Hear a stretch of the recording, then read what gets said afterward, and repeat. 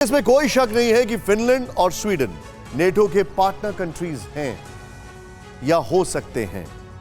वो काफी पहले से ही नेटो की तरफ झुकाव रखते आए हैं, लेकिन पार्टनर और मेंबर कंट्रीज में फर्क होता है। इसलिए जब तक फिनलैंड और स्वीडन नेटो के मेंबर नहीं बनते, तब तक नेटो चाहकर भी रूसी एग्रेशन को लेकर आर्टिकल 5 को अप्लाई नहीं कर सकता। आर्टिकल 5 यानी attack on one amounts to attack on all. वैसे एक पेच टर्की ने भी फंसा दिया है। टर्की का कहना है कि वो स्वीडन और फिनलैंड के नेटो में शामिल होने का सपोर्ट नहीं करता है, लेकिन इस सब के बावजूद हालात गंभीर हैं। मजे की बात तो यह है कि टर्की आज उन नेटो फॉरेन मिनिस्टर्स की मीटिंग में शामिल है जिन नेटो फॉरेन मिनिस्टर्स से स्वीडन और फिनलैंड की मुलाकात होने वाली है बर्लिन में। बहरहाल रूस और वेस्टर्न कंट्रीज अलर्ट हैं, खासकर बाल्टिक से लेकर आर्कटिक सागर में जबरदस्त मोर्चाबंदी होने लगी है। बड़े बड़े जंगी बेड़े वॉर ड्रिल्स में शामिल हो गए।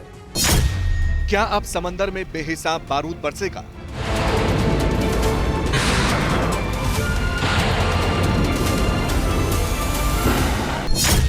क्या बर्फीले पानी में नाटो वर्सेस रूस की टक्कर होगी?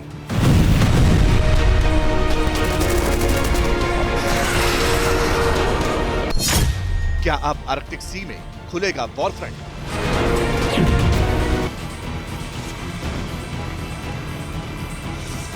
ये सवाल इसलिए क्योंकि अब फिनलैंड और स्वीडन के नाटो की तरफ मुड़ने के बाद आर्कटिक सागर भी एक्टिव हो गया है। बाल्टिक से लेकर आर्कटिक तक का पूरा इलाका अब रूस वर्सेस नाटो के बीच टकराव का नया केंद्र बिंदु बन सकता है। कल ही लातविया के मंत्री का बयान सामने आया था। उनका कहना था कि फिनलैंड और स्वीडन के नाटो में शामिल हो जाने के बाद बाल्टिक सागर नाटो सी में तब्दील हो जाएगा।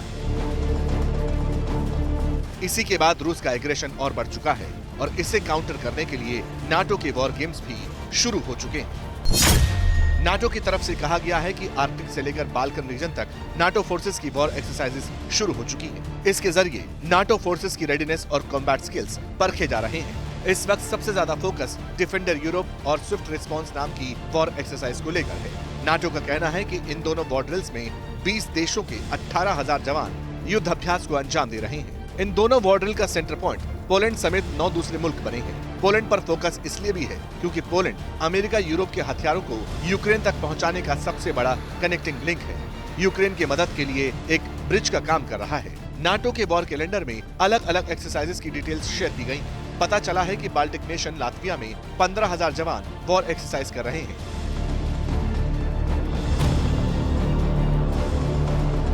यहाँ एक्सरसाइज हेजहॉग के नाम पर 14 देशों के जवानों को इकट्ठा किया गया है। जानकारी तो इस बात की भी है कि वाटर असॉल्ट और काउंटर अटैक को लेकर यूएस नेवी की वास्प क्लास लैंडिंग शिप कियरसार्ज भी प्रैक्टिस में शामिल हुई है।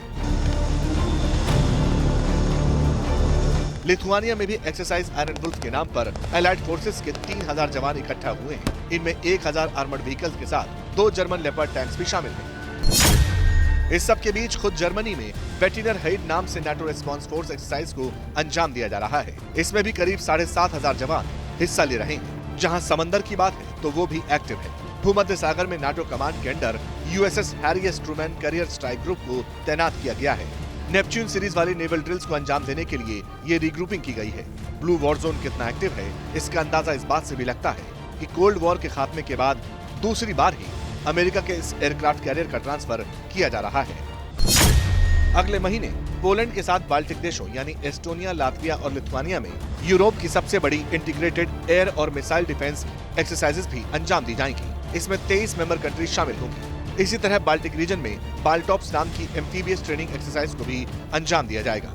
वैसे नाटो की वॉर एक्सरसाइजेस कोई नई बात नहीं है, ये हर साल होती है। हर साल वॉर ट्रेनिंग का कैलेंडर जारी होता है, लेकिन नोट करने वाली बात यह है कि अब फिनलैंड और स्वीडन को लेकर भी नाटो ने वॉर ड्रिल प्लान को डिकोड कर दिया है। पता चला है कि आने वाले हफ्तों में दोनों मुल्कों को लेकर भी कई वॉर एक्सरसाइजेस को अंजाम दिया जाएगा। हालांकि इस वक्त भी फिनलैंड में एक्सरसाइज एरो 22 जारी है, जिसमें अमेरिका, ब्रिटेन, एस्टोनिया और लातविया के सैनिकों के साथ खुद फिनलैंड की सेना भी जमकर जंगी सीन को काउंटर करने की तैयारी कर रही है। इन वॉर एक्सरसाइजेस का मकसद साफ है, रूस के एग्रेशन के खिलाफ तैयार रहना, उसे किसी भी कीमत पर रोकना।